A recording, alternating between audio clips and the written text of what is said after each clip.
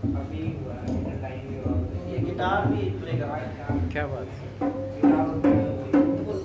Guitar और नहीं play करते। अरे वाह, तो पापा को जानते जो चाचू है वो। क्या बात है। आज हमने देखा कि पापा ने भी सरस्वती जी जाके आए हुए हैं।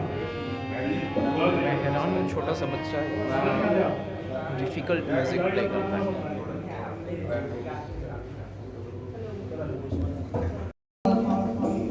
तो वहाँ पे शीला जी गाई थी और मैंने इनके साथ तबले पर संगत की थी। उसके बाद आज इत्तेफाक हुआ है। कोई गलती होगी तो माफी चाहूँगा। Hello hello hello. ये सब देखकर मुझे अपना बचपन याद आ रहा है कि मैं काश अभी छोटी होती, क्योंकि मैंने ज़िंदगी में बहुत संघर्ष किया है संगीत के लिए।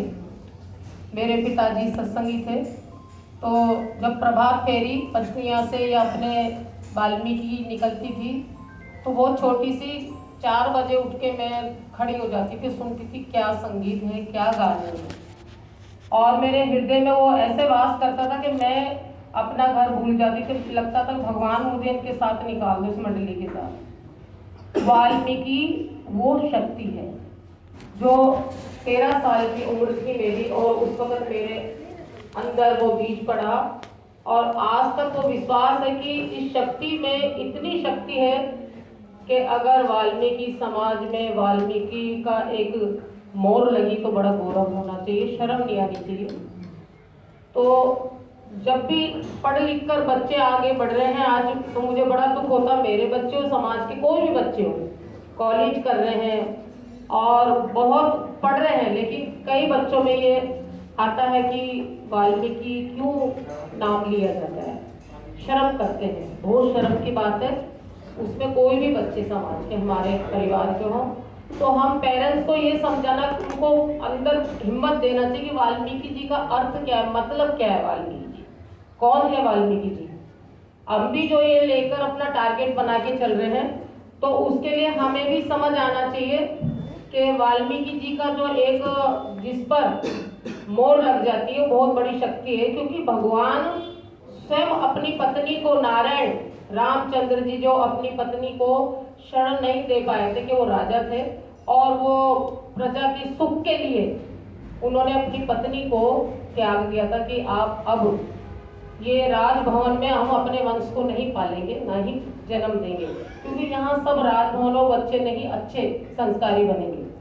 तो वो मेरे अपने आप के विचार है, खुद के, क्योंकि रामायण को हमने भजनों में ही देखा है और रामायण के थोड़े पन्ने भी पढ़े हैं, लेकिन इस तरह से समझ में आती थी एजुकेशन की।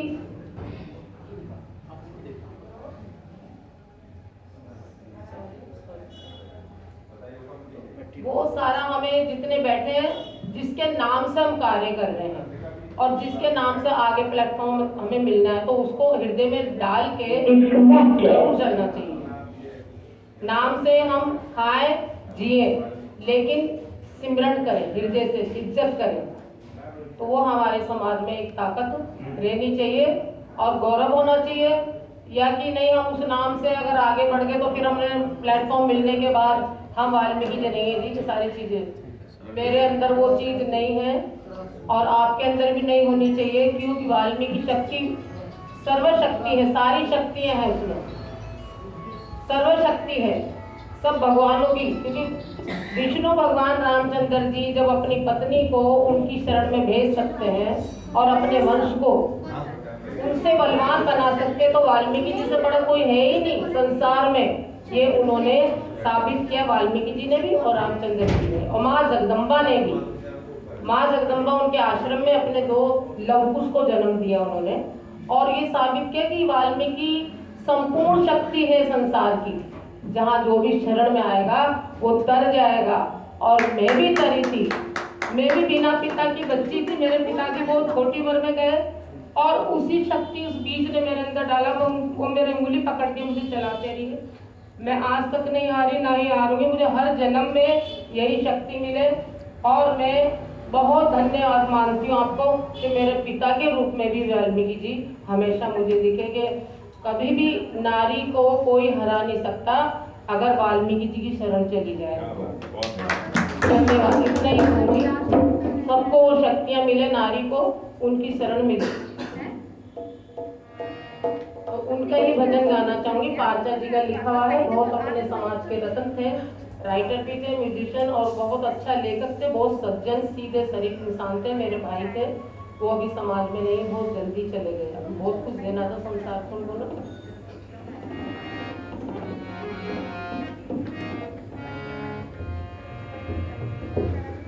मजा